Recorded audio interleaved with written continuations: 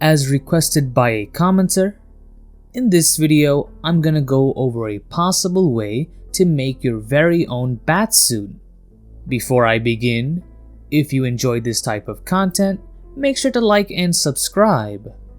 First is a basic suit, something black or navy or other dark colors that blend well into the night. Make sure the outfit gives a full range of motion, so no tight jeans or tight shirts, and that it fully covers your body, and make sure to dress according to the weather for that day. Above that is armor. Now armor in itself varies based on levels.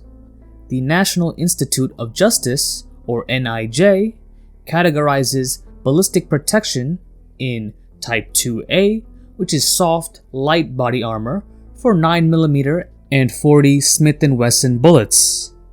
Type 2 for a 9mm and 357 Magnum ammunition from a short barrel handgun. Type 3A for 357 SIG and 44 Magnum ammunition from a longer barrel handgun. Type 3, which is a hard body armor using metal plates or other composite material to withstand rifle rounds. And Type 4 for armor-piercing rounds, according to DefenseShield.com. When purchasing, you want to take multiple factors into consideration, including the price of the vest, the amount of protection you actually need. Like, I don't think most people need armor-piercing protection, if it's reusable or not, and in the case of Batman, one big thing will be weight. If you were to hypothetically gallivant the night as the Caped Crusader, wearing heavy body armor will be difficult in both the short and the long term. The short being difficult to do hand-to-hand combat or parkour, and getting gassed very quickly due to the extra pounds.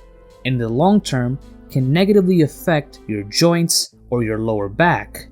For some more info, there is a great video by City Prepping on body armor.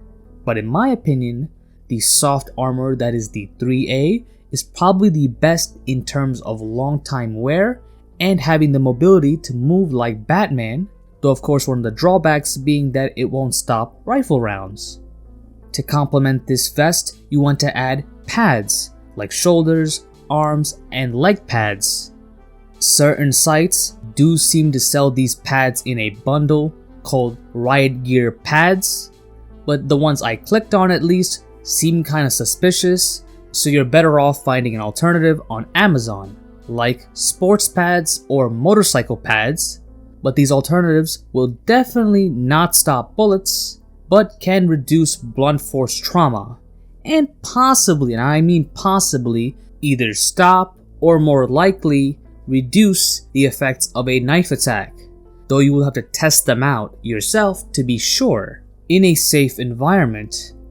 Next is a cape, and while I'm still against an attached cape because it can be a liability, I do see some benefits. The idea of the cloak and dagger, where the cloak is used to distract, blind, and defend in some capacity against the opponent's blades. However, instead of an attached one, an easily detachable one with buttons or Velcro could be useful.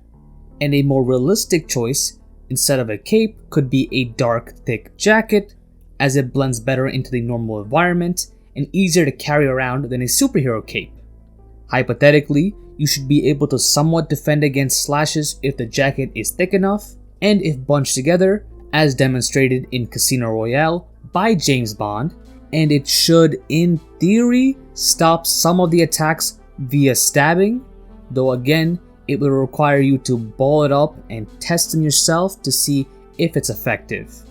For the warmer weather though, jackets are unreasonable, so a thick blanket, for example, stored in a small package would be an alternative option, though it can have some downsides like taking a longer time to unravel, and or not being thick enough like the jacket to protect you from possible slashes or stabs. Another alternative would be a backpack with a plate inside it, and you would use it like a ballistic shield, though you would have to reference the rating level once again, and see if it can actually work as a shield through its provider information, and hopefully a test if reusable or you have a lot of money.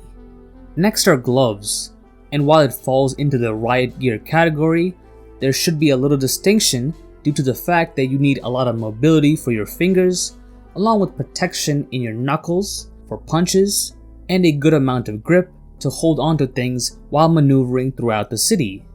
The website Haven Gear goes into details with different types of riot gloves, such as hard knuckle gloves made to protect the knuckles, palms, and fingers, reinforced with Kevlar and a plate, or padded Kevlar riot gloves for reduced shock of injuries to the hands and wrists. While it sounds great, this specific website wouldn't let me outright buy it and instead asked to submit a form to get in touch. So an alternative from Amazon would be motorcycle gloves, and the one I'm looking at specifically has touchscreen capabilities, grip, padding, and a hard PVC knuckle shell.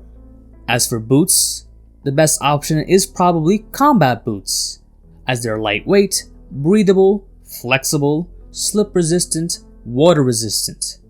I've personally used the brand Free Soldier, and it's honestly pretty nice if you pop in some Dr. Scholl insoles.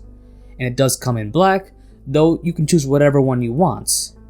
As for the cowl, no pointy ears, instead a ski mask is a good choice as it covers most of your face.